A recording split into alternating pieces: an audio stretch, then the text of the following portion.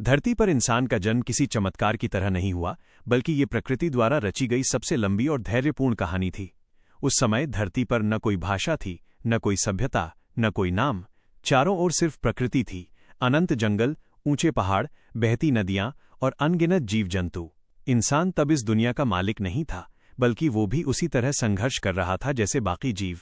Dinosaur के युग के समाप्त होने के बाद धरती एक अजीब सन्नाटे में डूबी हुई थी। करोड़ों सालों तक जिन विशाल जीवों ने धरती पर राज किया, वे अचानक इतिहास बन गए। आसमान से गिरे एक विशाल उल्कापिंड ने पूरी दुनिया का संतुलन बदल दिया। आग, धुआं और अंधकार ने धरती को ढक लिया। डायनासोर जो ताकत और आकार में बेजोड़ थे, धीरे धीरे समाप्त हो गए। लेकिन प्रकृति कभी खाली नहीं रहती। जहां एक अध्याय समाप्त होता है, वहीं से दूसरा शुरू होता है। डायनासोर की अनुपस्थिति में छोटे स्तनधारी जीवों को आगे बढ़ने का अवसर मिला। ये जीव न तो बहुत ताकतवर थे, न ही तेज, लेकिन उनमें एक खास बात थी, वे परिस्थितियों के अनुसार खुद को बदल सकते थे। समय बीतता गया। लाखों सालों में धरती का मौसम बदला, जंगल फैले और फिर सिमटे, नदियों ने रास्ते बदले, महाद्वीप खिसके। इन्हीं परिवर्तनों के बीच कुछ स्तनधारी जीवों ने पेड़ों पर रहना शुरू किया। पेड़ों पर जीवन ने उनके शरीर को बदला। हाथों में पकड़ मजबूत हुई, उंगलियां लचीली बनी, आंखें सामने की ओर आईं ताकि दूरी का सही अंदाजा लगाया जा सके।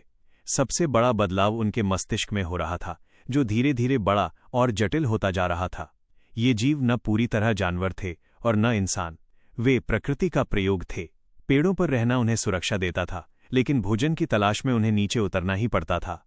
जैसे जैसे जंगल कम होने लगे और घास के मैदान बढ़ने लगे, उनका जीवन पूरी तरह बदल गया। जमीन पर रहना आसान नहीं था।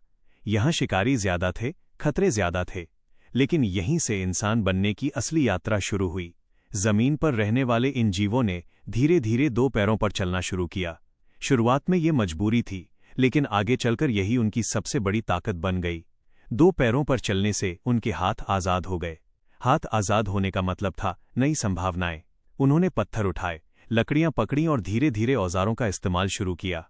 ये कोई अचानक हुआ आविष्कार नहीं था, बल्कि अनुभव और गलतियों से निकली समझ थी। यहीं से आदिमानव का जन्म हुआ। आदिमानव का जीवन कठिन था। उसके पास न घर था, न कपड़े, न सुरक्षा।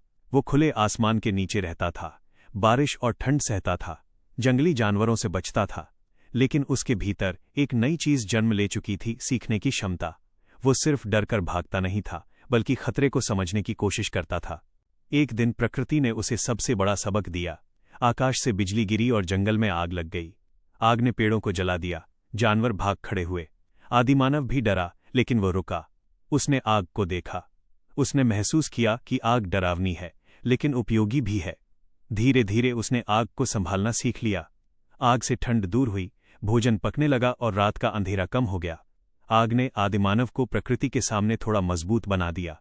ये इंसान का पहला बड़ा आविष्कार था। आग के बाद सोच बदलने लगी। अब आदिमानव केवल आज के लिए नहीं, कल के लिए भी सोचने लगा। उसने शिकार की योजना बनानी शुरू की। अकेले शिकार करना कठिन था, इसलिए उसने समूह बनाए। समूह में रहने से सुरक्षा मिली, सीख मिली और भरोसा बना। धीरे धीरे समाज की नींव पड़ी। समय के साथ उसका मस्तिष्क और विकसित होने लगा। उसने आवाजों का इस्तेमाल करना शुरू किया। पहले चेतावनी की आवाजें थी, फिर भावनाओं की, और धीरे धीरे संकेत शब्दों में बदलने लगे। भाषा ने इंसान को वह शक्ति दी जो किसी और जीव के पास नहीं थी, ज्ञान को आगे बढ़ाने की शक्ति। अब अनुभव एक व्यक्ति तक सीमित नहीं रहा, वो पूरी पीढ़ी तक पहुंचने लगा। आदिमानव अब महसूस करने लगा था। वो डरता था, खुश होता था, दुखी होता था। एक दिन किसी ने गुफा की दीवार पर चित्र बनाया। यह चित्र केवल शिकार का दृश्य नहीं था, बल्कि सोच का प्रमाण था। ये दिखाता था कि आदिमानव अब केवल जीवित रहने वाला प्राणी नहीं रहा, बल्कि वो अपने अनुभवों को याद रखना और साझा करना चाहता था। जब किसी अपने की मृत्यु हुई, तो उसने उसे यूं ही छोड़ नहीं दिया। उसने दफनाया, उसके साथ औजार रखे। इसका मतलब था कि वो मृत्यु के बाद के जीवन के बारे में सोचने लगा था। यहीं से विश्वास, आत्मा और धर्म जैसी अवधारणाओं के बीज पड़े। समय के इस लंबे प्रवाह में आदिमानव धीरे धीरे बदलता रहा। उसके शरीर में बदलाव आया, लेकिन उससे भी बड़ा बदलाव उसके दिमाग में था। लाखों सालों की इस यात्रा ने अंततः होमो सेपियंस को जन्म दिया, आधुनिक इंसान को। लेकिन ये जन्म अचानक नहीं था। ये अनगिनत संघर्षों, गलतियों और खोजों का परिणाम था। होमो सेपियंस ने प्रकृति को समझने की कोशिश की। उसने खेती शुरू की, जानवरों को पालतू बनाया और स्थायी जीवन की ओर कदम बढ़ाया।